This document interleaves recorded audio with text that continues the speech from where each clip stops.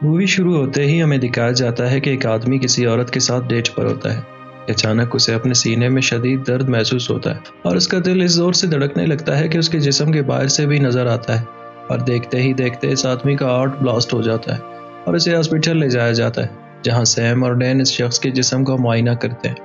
دراصل سیم اور ڈین police officers ہیں اور انہیں اس آدمی کے سینے میں ہارٹ کی شکل کا سوراخ نظر آتا ہے، اور وہ اس مرے ہوئے آدمی کے فنگر میں رنگ دیکھتے ہیں جس سے ظاہر ہوتا ہے کہ وہ شادی شدہ ہے۔ وہ عورت جس کے ساتھ یہ آدمی پارک میں ڈیٹنگ کر رہا تھا اس کی باس تھی۔ جیسا سیم اور ڈین کو شک ہوتا ہے کہ اس شخص کی بیوی نے کسی جادوئی طریقے سے اسے مروایا ہے، اس لیے سیم اور ڈین اس شخص کی بیوی کے پاس جاتے ہیں جہاں وہ اس کے شوہر کی موت کے بارے میں سوال کرتے ہیں۔ تبھی وہاں ایک عورت آتی ہے۔ یہ وہی عورت ہوتی ہے جو اس آدمی کو ڈیٹ کر رہی تھی۔ یہ عورتیں دراصل ایک دوسرے کو جانتی ہیں، اور یہاں اس کی وائف بتاتی ہے کہ ان کا ریلیشن بہت پہلے ہی ختم ہو چکا تھا کیونکہ ان دونوں کا افیئر چل رہا تھا۔ اس کی وضاحت سن کر آفیسر سمجھ جاتے ہیں کہ اس شخص کی بیوی قاتل نہیں ہے۔ اور اب وہاں ایک اور عجیب واقعہ پیش آتا ہے۔ ایک کاروباری شخص سوسائڈ کرنے جا رہا ہوتا ہے۔ اس پر بہت سارے لوگوں کا ادار باقی ہوتا ہے۔ وہ سوسائڈ کرنے کے لیے کسی بلڈنگ کی چھت سے چھلانگ لگانے جاتا ہے، اور وہاں سے چھلانگ لگانے کے لیے وہ جب آگے بڑھتا ہے تبھی اس کا پورا جسم ہوا میں تیر رہا ہوتا ہے۔ وہ خوش ہوتا ہے کہ گاڈ اس کی ہیلپ کر رہا ہے۔ اچانک وہ وہاں سے سیدھا نیچے گر جاتا ہے اور مر جاتا ہے۔ دونوں آفیسر جلد ہی اس جگہ پر پہنچ کر یہ معلوم کرتے ہیں کہ یہ شخص پہلے کچھ دیر کے لیے ہوا میں کیوں ٹھہرا اور پھر زمین پر کیسے گرا۔ ڈین یہ نوٹس کر لیتا ہے کہ یہ دونوں کیسز ہی عجیب ہے، یہ بگز بنی کے کارٹونوں کی طرح ہے۔ آگے ایک اور عجیب واقعہ سامنے آتا ہے جہاں ایک بہت ہی بھاری لوہا سیکورٹی گارڈ کے اوپر گر جاتا ہے جس سے اس کی موت ہوتی ہے، اور دیوار پر موجود ایک بلیک ہول ہوتا ہے جس کا استعمال کر کے چور نے چوری کیا ہوتا ہے۔ سیم اور ڈین سسپینس میں ہوتے ہیں کہ چور کسی بلیک ہول کے اندر سے باہر جا سکتا ہے، لیکن عجیب بات یہ ہے کہ اب وہ بلیک ہول کام نہیں کر رہا ہوتا۔ ابھی تک 3 لوگ مارے جا چکے ہیں لیکن انہیں کوئی سراغ نہیں ملتا جس سے وہ مجرم تک پہنچ سکے، لیکن سیم اور ڈین کو کرمنل ریکارڈ سے کچھ ثبوت ہاتھ لگتے ہیں۔ دراصل اکثر ڈکیتیاں اولڈ ہاؤس کے آس پاس ہوتے ہیں جو ایک ریٹائرمنٹ ہوم میں رہتے ہیں۔ انہیں شک ہے کہ یہاں بھی ڈکیتی ہوئی ہے۔ 3 عجیب و غریب کیسز سے متعلق دونوں آفیسرز ڈاکٹر سے پرمیشن لینے کے بعد انویسٹیگیشن کے لیے ریٹائرمنٹ ہوم جاتے ہیں۔ پھر ان لوگوں سے سوال کرنے لگتے ہیں، لیکن یہاں کے تمام بوڑھے لوگ پریشانی کا شکار ہوتے ہیں۔ دراصل یہ اولڈ مین جس کا نام فریڈ ہے یہ الزائمر کا شکار ہے جو ایک بیماری ہے جس سے وہ ایک ویل چیئر پر ہوتی ہے۔ سیم اور ڈین اس سے کوئی معلومات حاصل نہیں کر پاتے۔ تبھی سیم کو دیوار پر ایک تصویر نظر آتی ہے۔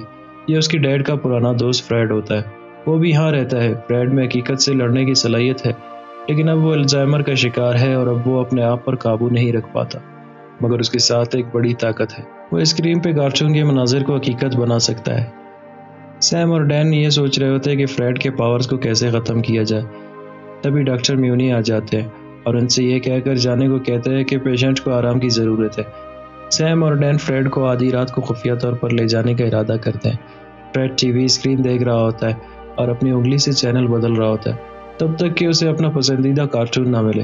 اس وقت اولڈ ہوم میں یہ لوگ ایک بوڑھی عورت کی سالگرہ منا رہے ہوتے ہیں اور فریڈ پر کوئی توجہ نہیں دے رہا ہوتا۔ تبھی اسکرین پر بم دھماکے کا ایک منظر دکھائی دیتا ہے اور فریڈ مائنڈ انرجی کے ذریعے برتھ ڈے کا کیک بم میں تبدیل کر دیتا ہے، مگر خوش قسمتی سے کسی کو نقصان نہیں پہنچتا۔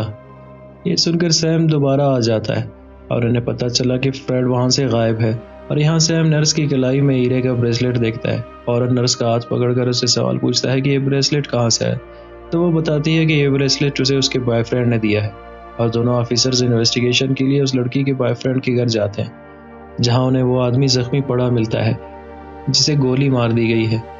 کاسٹائل اسے پٹی باندھ دیتا ہے تو یہ آدمی انہیں سب کچھ بتاتا ہے۔ چند ہفتے قبل اسے اتفاقاً فریڈ کی صلاحیتوں کا پتہ چلا تو اس نے ڈاکٹر میونی کو بتایا۔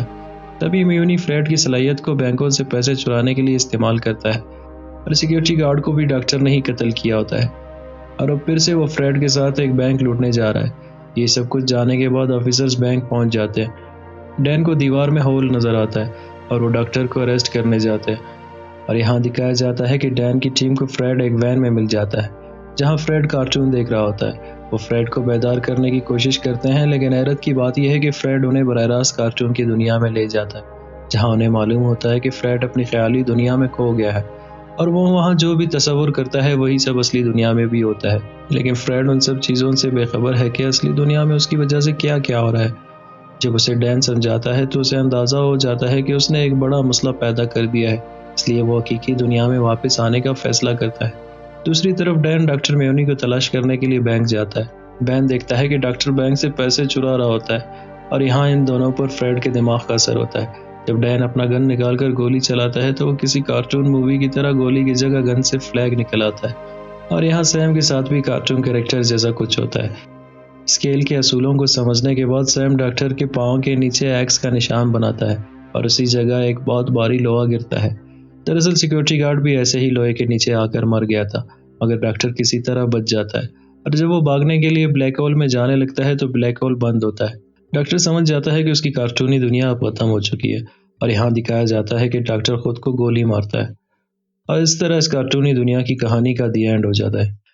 پیارے دوستو، یہ T V serial super natural کا ایک مختصر ریویو تھا۔ امید کرتے ہیں آپ کو بہت پسند آئے گی۔